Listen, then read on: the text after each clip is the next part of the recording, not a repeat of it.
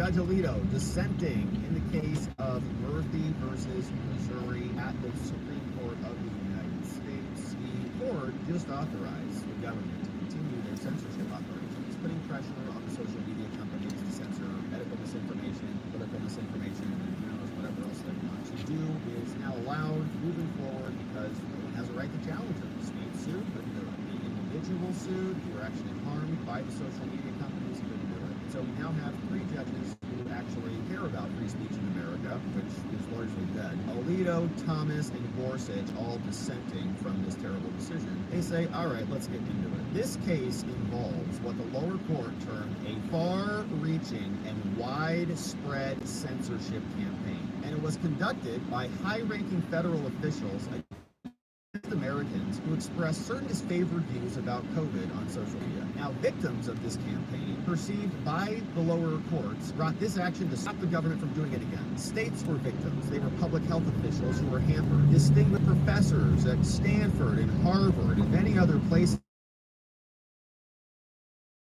on a question of the utmost public importance to engage in dialogue. It's the whole reason we have free speech, so that people can come to their own conclusions, so that we don't have to just take the government's word for it because the government's usually wrong. Now, to protect their right to do so, the district court issued a preliminary injunction, and the Court of Appeals found ample evidence to support injunctive relief. Jody. Oh my gosh, this whole thing is ridiculous. This is censorship. Both the lower level court and the Court of Appeals agree. And then the Supreme Court just said, oops, let's kick this out on a technicality. If the lower court's assessment, says Alito in dissent, of the voluminous record is correct, as we think they are, this is one of the most important free speech cases to reach this court in years. Freedom of speech serves many valuable purposes, but its most important role is protection of speech that is essential to democratic self-government, which they do not want. And Democrats say that they care about democracy, but they do not. They want managed, controlled democracy, where people just vote for their party. That's all. If you eliminate free speech, you eliminate the oil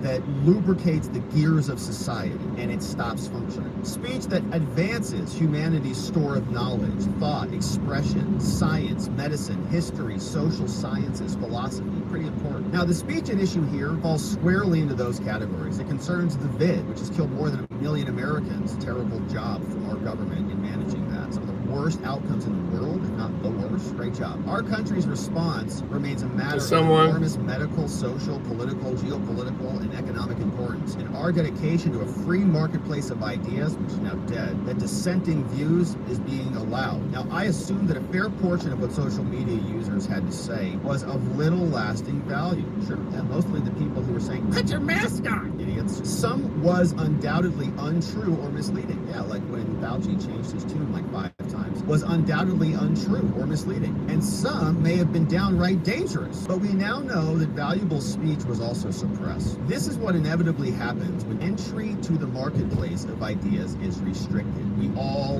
lose. Everyone loses, except the people who are restricting the speech, because they're restricting it with an ends in mind. But in this case, it was control of the country. Of course, purely private entities like newspapers are not subject to the First Amendment. And as a result, they may publish or decline whatever they wish. But government officials may not coerce private entities to suppress speech.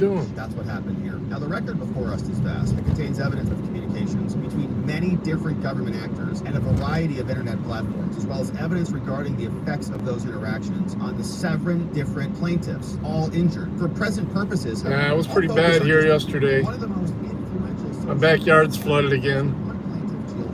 Here is what the record plainly shows, considering these small examples. Glad I got my grass cut the day before. Once, in 2021 and 2022, the cadre of officials at the highest levels of the federal government continuously harried and implicitly threatened Facebook with potentially crippling consequences if they do not comply with their suppression demands. And Facebook obviously yielded. The federal government's no joke, even against Facebook. As a result, Hines was indisputably injured, and she sued. Now, these injuries and future injuries are traceable clearly. The evidence is more than sufficient to establish her standing to sue. But however, this court now shirks that duty because she was there, she was posting, indisputably injured, and filed a lawsuit saying that these officials were coercing Facebook to censor her, but now this court doesn't care. That's regrettable. What the officials did in this case was more subtle than the ham-handed censorship that we've already found to be unconstitutional. In other cases, we've said this is illegal. And because of the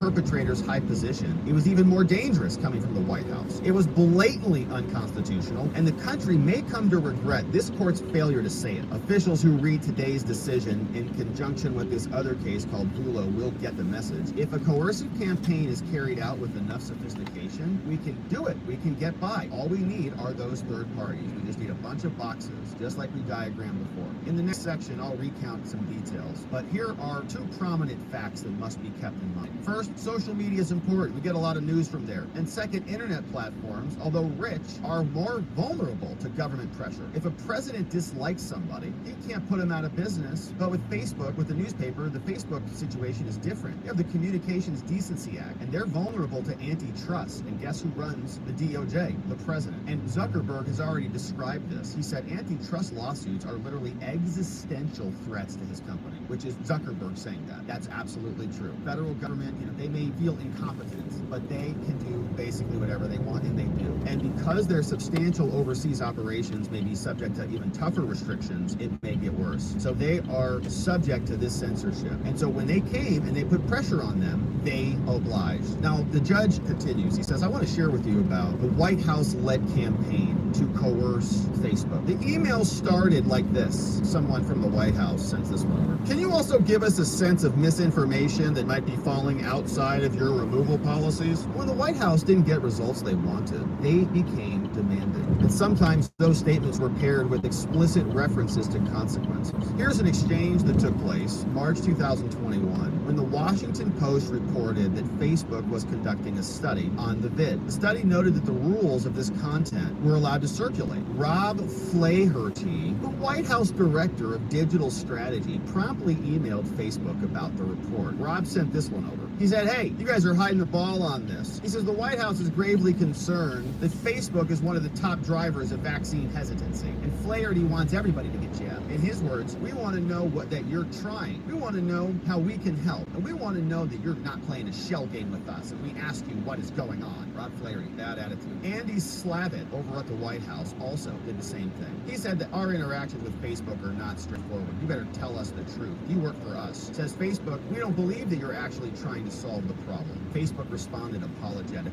We're sorry. We have work to gain your trust. We obviously have work to do to gain your trust, they said, kowtowing to the government like little slaves. Please don't sue Yeah, it's us. only Facebook 77 today. Data. Don't hurt Or right us. now. In April, Flaherty again demanded information on this. 39. On actions and changes. We're 80. trying to ensure you, Mark Zuckerberg and Facebook, that you're not making our country's vaccine hesitancy problem worse. He likened COVID to misinformation that led to the J6 attack on the Capitol. And our whole channel got demonetized after J6. Facebook, he charged, had helped to increase the skepticism and added, I wanted some assurances based in the data that you're not skating out on your obligations here. Flaherty continued to harass them. How is this not violated? He said the last time we did this dance, it ended in an insurrection. And so there's just constant threats implied that there's going to be another attack. You're going to be responsible for all of this. Now, if repeated accusations that Facebook aided an insurrection did not sufficiently convey their displeasure, Flaherty and Slavitt made sure to do so by phone. So they also called them. First call, Flaherty informed Facebook that he was reporting your problem to the president. I'm telling Joe about this. After a second call, they said that the White House was outraged. A few weeks later, Jen Psaki, who now hosts on MSNBC, Psaki said that they're calling on platforms to stop amplifying untrustworthy content so they can start censoring everybody. They're installing the censorship infrastructure. The White House responded with more questions. They were interrogating Facebook. Later, Flaherty chastised Facebook. If you're not getting that right, it raises even more questions about the higher bar stuff. What are you guys doing over there? You're our company now. Psaki also singled out Facebook. Said Facebook should provide transparency on vaccine misinformation as they were shilling for the pharma companies.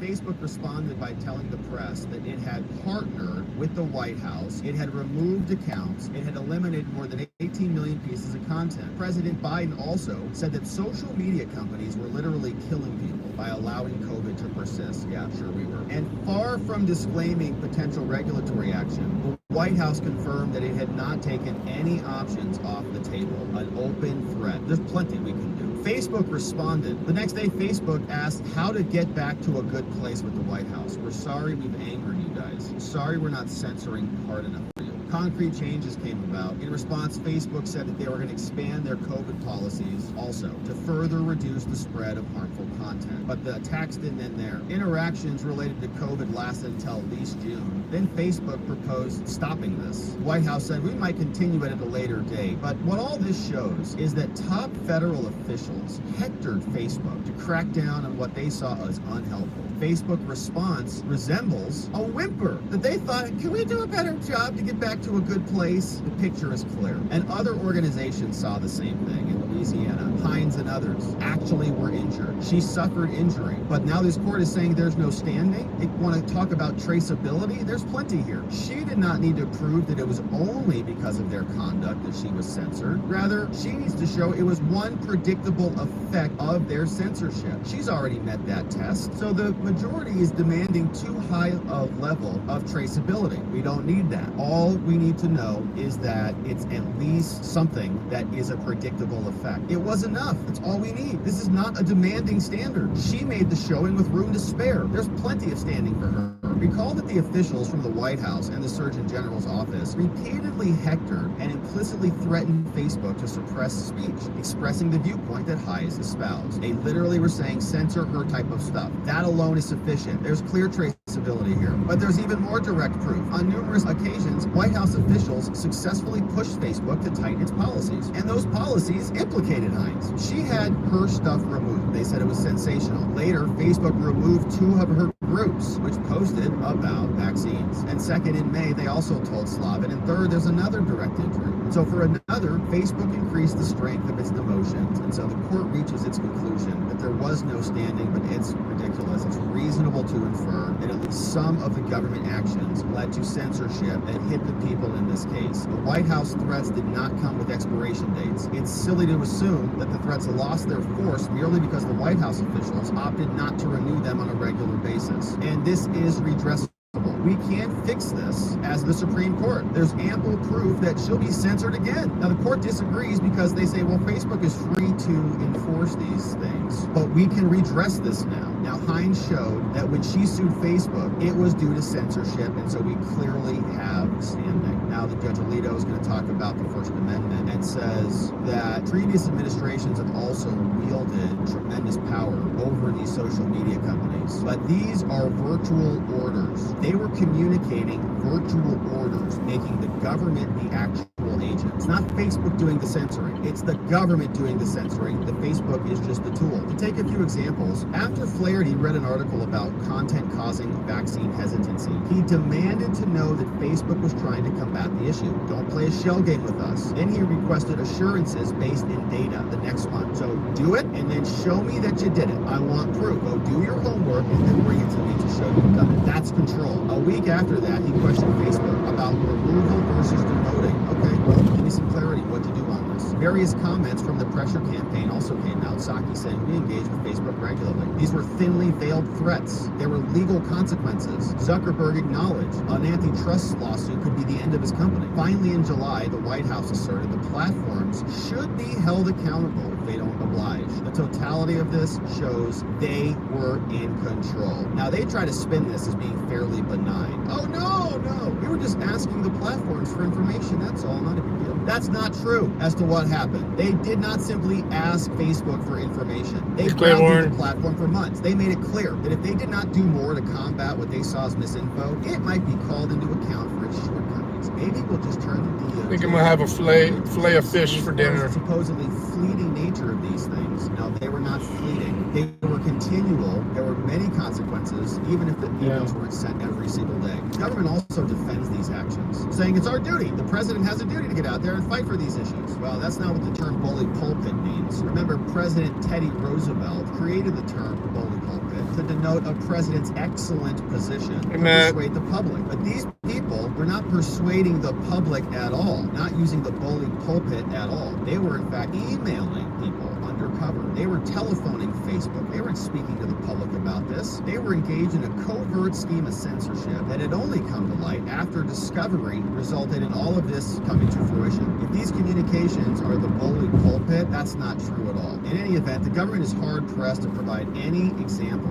of a use of the bully pulpit to censor people and threaten them. Reagan lauded the media for tough reporting on drugs at an event, but he never threatened the media. Theodore Roosevelt lambasted, he slammed muckraking journalists. He said they're one of the most potent forces for evil, for not speaking the truth. He encouraged journalists, just tell the truth. But his government didn't threaten them, and it's unclear what he could have done. George Bush even denounced pornography as debilitating for communities, which it is, and marriages and families and children in a presidential proclamation. But he never threatened to take any action against the pornographers that was not obscene within the meaning of our precedents. So now they are. Now the government from Joe Biden just decides we're just going to threaten people and censor them. The government's last example is a 1915 speech where President Wilson deplored false reporting that the Japanese were using Turtle Bay as a naval base. Speaking there, he said, "We ought not to permit that sort of thing to use up the electrical energy of the telegraph wires because its energy is malign, its energy is not of the truth, its energy is mischief." Now, Wilson's comment is best understood as metaphorical and oratory, not as legal threat. And in any event, it is hard to see how he could have brought about censorship of telegraph companies because the Mann-Elkins Act deemed them to be common carriers, and so he couldn't have done it anyways. And so finally, Facebook responses. It's not just mere recommendations. Facebook literally responded to angry White House. They said, "We're going to do better. Sorry about this." In March, Facebook attempted to assuage the White House by acknowledging, "We obviously have work to do to gain your trust. We'll do better. We'll respond better. Sorry for failing you." And so the government's response is that Facebook occasionally declined some of our stuff. That implication is that Facebook must have chosen to undertake all of this is of its own accord. Bad logic. The fact that they did some means you're in control, but the interactions recounted above unmistakably show that it was more than they were doing on its own, right? You were pushing them to do something they wouldn't have done without you doing it, therefore you were the actor. Internal emails show this. Facebook took stock of this. They said, "Oh gosh, are we killing people?" The White House says we're killing people. Like maybe they'll prosecute us for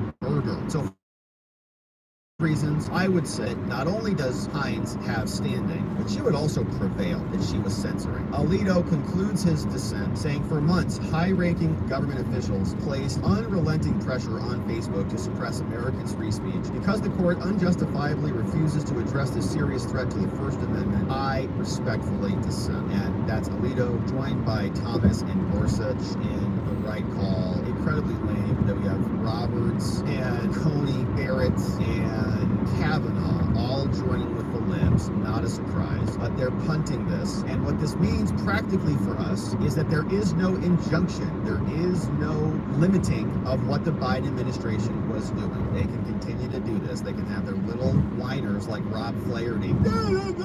Maybe they'll scream about our show again now that they're allowed to. Maybe we'll start getting strikes again because they can start putting pressure on them from the White House. So Andrew Bailey responded on this. He wrote this. He says, "My office filed suit against dozens of officials in the federal government to stop the biggest violation of the First Amendment in our nation's history. The record is clear. The deep state pressured and coerced social media companies to take down truthful speech simply because it was conservative. Today's ruling does not dispute that. My rallying cry to disappointed Americans is this: Missouri is not done. We're going back to the district court to obtain more discovery in order to root out Joe Biden's vast censorship enterprise once and for all." So I guess they're going to come back and they're going to say, "Oh, hey, guess what, Amy? There is traceability here. Hey, look at this, Kavanaugh. This is how it works." And they'll find some actual direct connections. All right, we'll see. Now, I'm grateful that he's fighting for this. Obviously, it's censorship. So we got some reaction. Vivek was here on with the media talking about this. He shared this. He says, in 2020, one thing that they did suppress using the censorship tool was not just COVID, all right? It was the FBI. It was Hunter laptop stuff.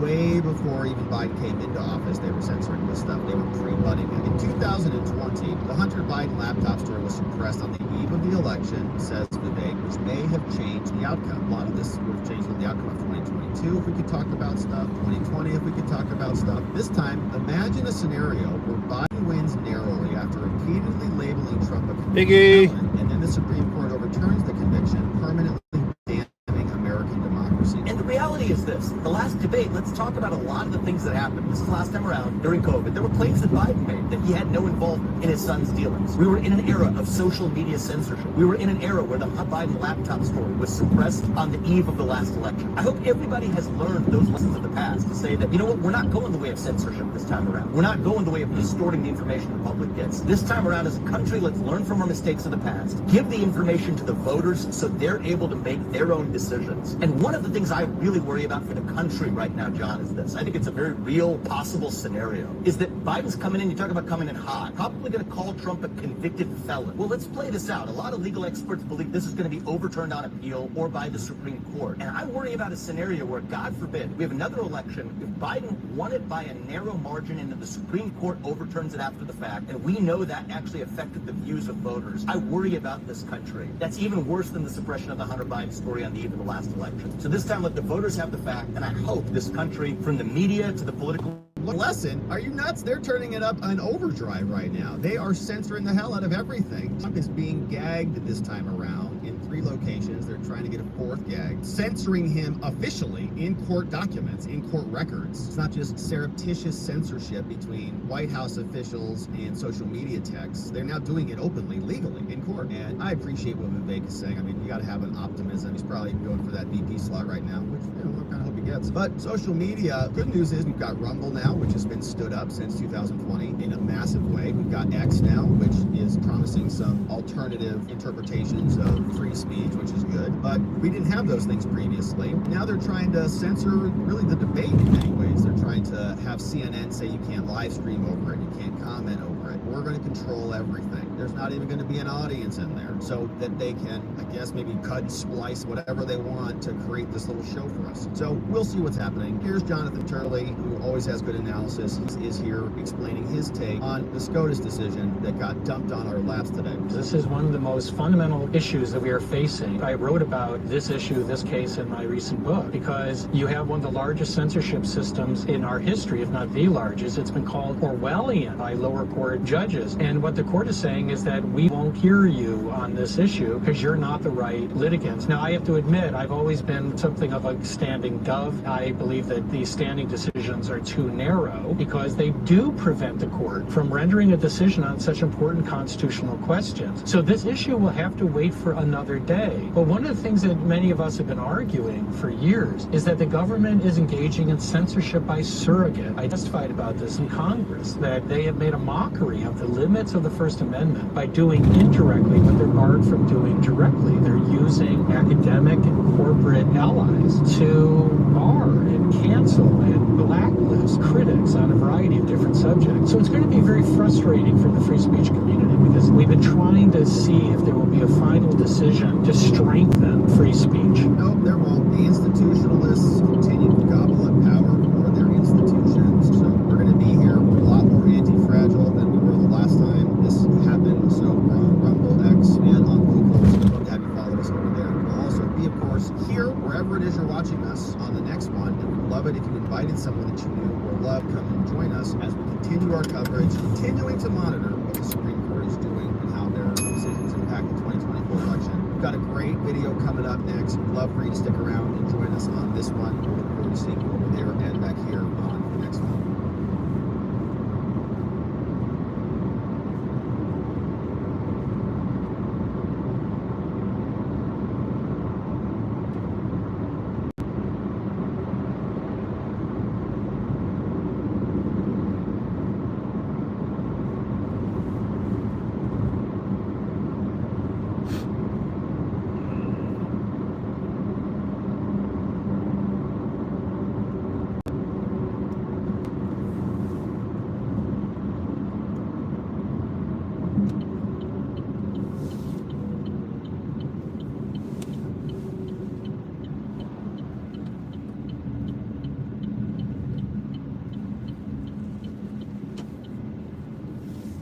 All right.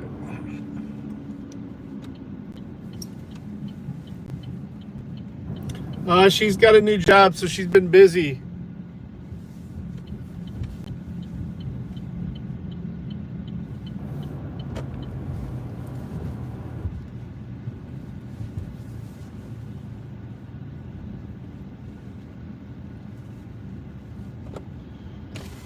Yeah.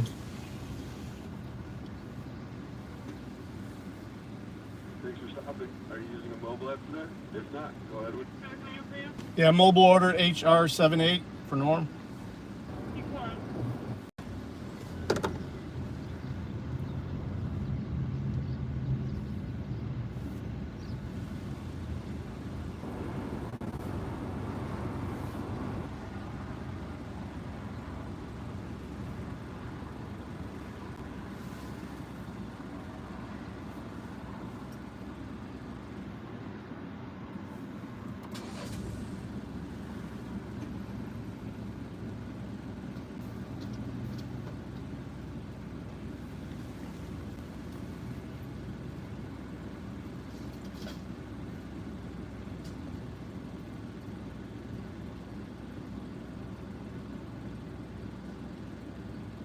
The January 6th committee, we think wrongfully constituted. We think That's the right. work was tainted. We think that they may Big have very time. well covered up evidence and maybe even did. more nefarious activities. When he does, I believe the BLAG should and will take a 3-2 vote for the House to seek leave to file an amicus brief with the en banc court that the January 6th committee was illegitimate. Don't get it twisted. This is what they're doing to make the American people think that everything is fair and square when we know it is not. It's much like Hunter Biden, who's still walking around freely despite the sham of the trial that they had for him to make them look like they're not biased. Republicans vote. They declare the J6 committee illegitimate. It's an early vote at an early stage. It came from this organization called the Bipartisan Legal Advisory Group in the House of Representatives. It has some power to do some things, and they've approved a new brief that's filed in a very important case. But the real importance of this is that there is momentum now to declare the work of the prior committee invalid, because it is. They constituted themselves using House resolution called HR 503, which they gave them permission to do all this work. But the problem is HR 503 wasn't even followed according to their own rules. And what happened was they put together a committee that was only 9 members when it should have been 13. Should have been 5 Republicans, was only 2. The minority Republican Party should have been able to participate in the selection of those minority members. They did not. And so HR 503 was illegal, which means everything that came out of HR 503, all the subpoenas, all the inquiries from Liz Cheney and Benny Thompson's were all illegal. And now Mike Johnson has got the memo, and he's talking about this as well. And this is a new declaration from the House of Representatives from Mike Johnson about what they're doing next. Working on filing an amicus brief in his appellate work there in his case, because the January 6th committee, we think wrongfully constituted. We think That's the right. work was tainted. We think that they may Big have very time. well covered up evidence and maybe did. even more nefarious activities. We've been investigating the committee itself. We disagree with how Speaker Pelosi put all that together. We think it violated House rules, and so we'll be expressing that to the court, and I think it will help Steve Bannon in his appeal. So, great news that they're going to be declaring them invalid or illegally constituted. This came about from a letter from this guy whose name is Representative Jim Banks, member of Congress. We'll walk you through this, gives us some background, and says, all right, listen, here, Johnson. Under your leadership, the House has released a ton of security footage from J6. We've seen it. Loudermilk's got it. He's continued to investigate this, and I'd like to thank you for all your efforts on this. But today, I write regarding about the former prosecution of former senior advisors of Trump, Bannon, and Navarro, who have now been sentenced to prison for failing to comply with subpoenas. I believe several factors make the committee illegitimate and say these subpoenas are unenforceable. As you know, the committee is the first and only congressional committee in history composed entirely on partisan lines. I was originally selected by then Minority Leader Kevin McCarthy to serve on the committee. However, Pelosi didn't appoint me, refused. It was the first time in history that a House Speaker has blocked a member selected by the Minority Leader from sitting on a committee. Furthermore, the committee repeatedly violated House rules in its own charter. They passed HR 503, including the provisions limiting its deposition authority. They directed the committee chairman to issue subpoenas after consultation with the ranking minority member, but the committee did not have a ranking minority member. In addition, to ensure bipartisan legal representation,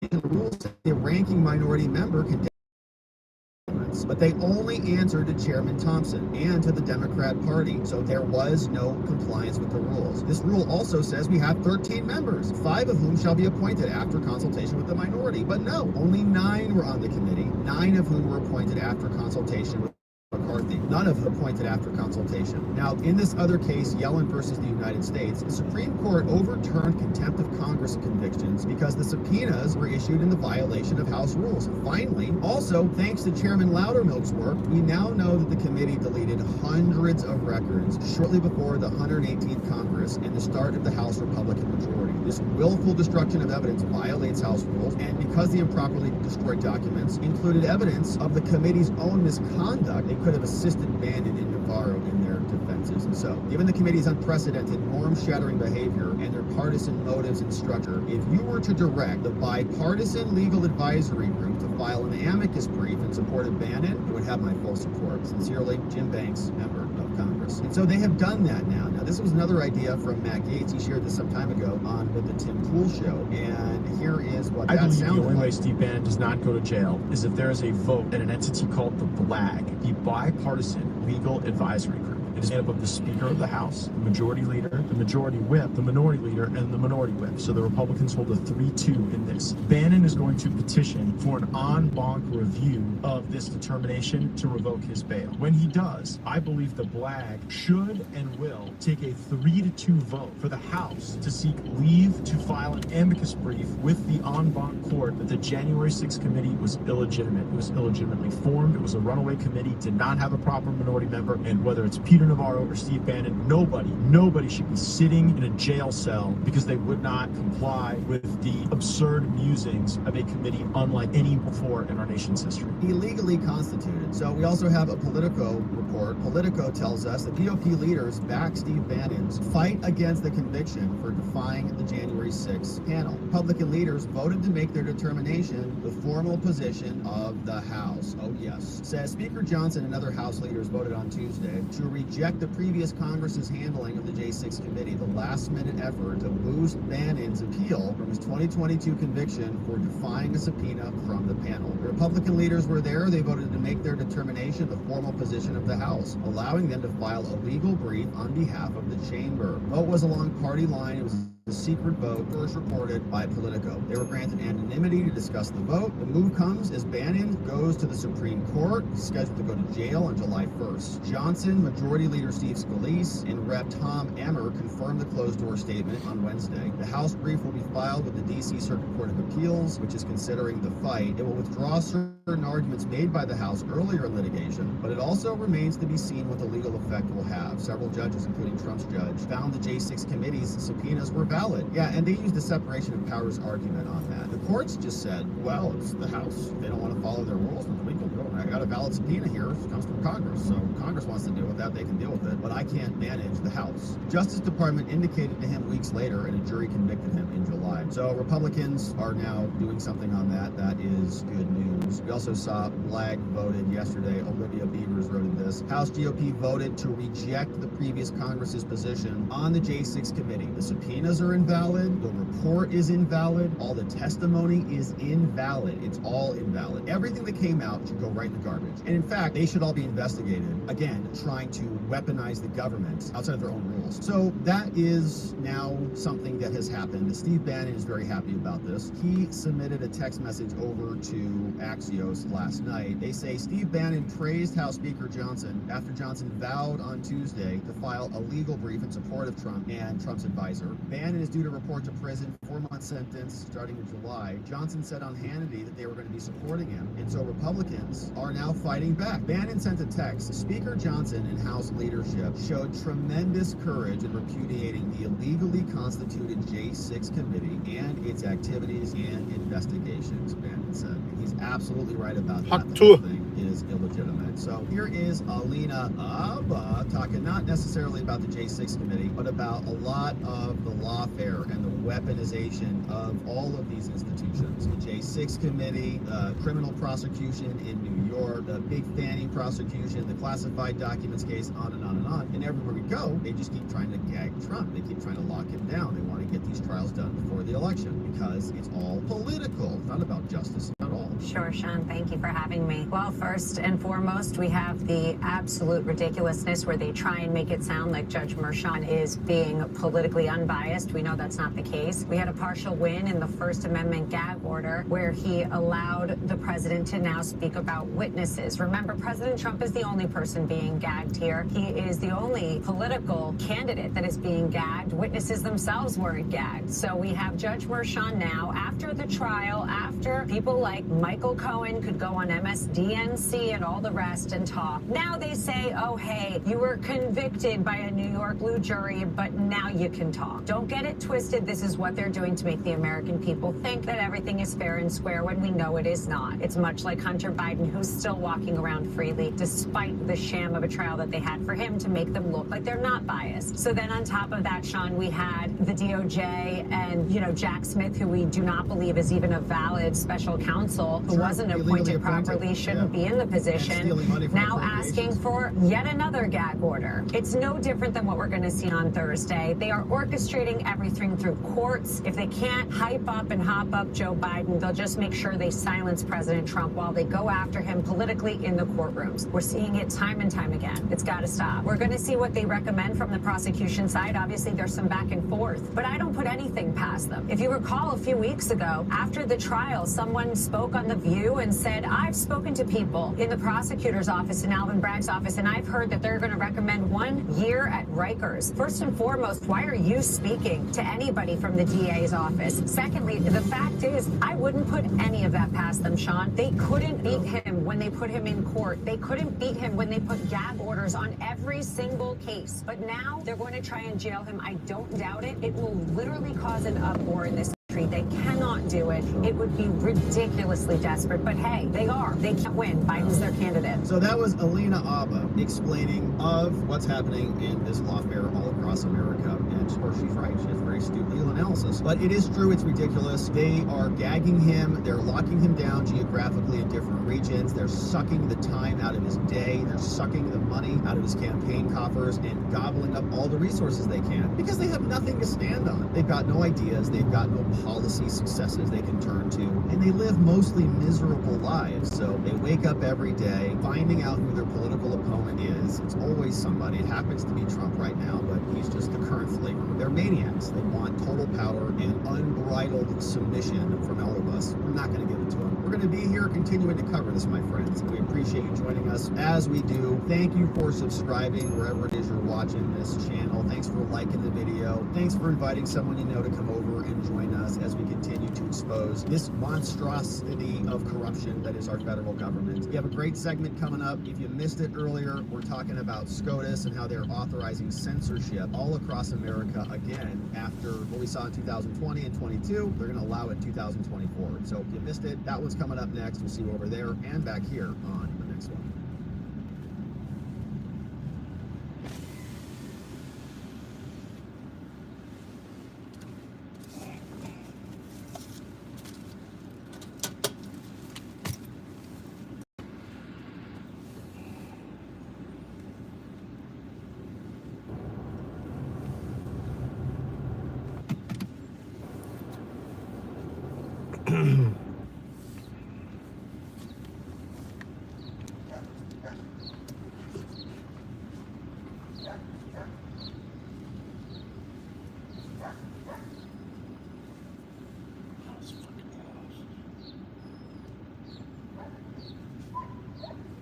Reverse. All right, guys. I may do a stream tonight for the debate. I just kind of, or I may just watch it, so we'll see. I'll see you guys later. Peace. Love you guys.